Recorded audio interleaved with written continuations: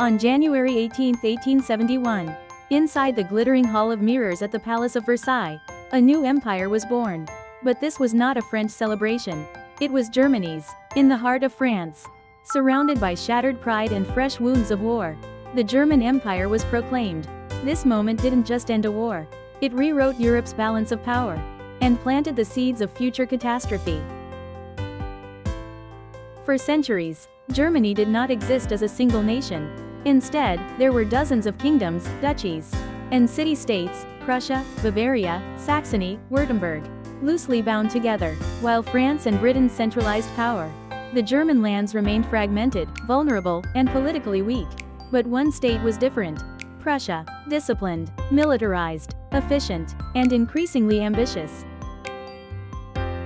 At the center of Germany's unification stood one man, Otto von Bismarck. A master strategist, Bismarck believed unity would come not through speeches, but through blood and iron. First, Denmark, then Austria. Each war was short, decisive, and politically calculated. By the late 1860s, Prussia had become the unquestioned leader of the German states in the north. But one rival remained, France. In 1870, war erupted between France and Prussia. What France expected to be a quick victory turned into a devastating defeat. Prussian forces crushed the French army, captured Napoleon III, and marched deep into French territory. Paris was besieged, France collapsed, and Prussia stood victorious. Then came January 18, 1871. Inside Versailles, symbol of French royal power, German princes gathered. King Wilhelm I of Prussia was proclaimed Kaiser of the German Empire. The location was no accident. It was a deliberate humiliation. A message to France and to Europe. A new power had arrived. Germany was suddenly unified, industrialized, and powerful. France was humiliated and resentful.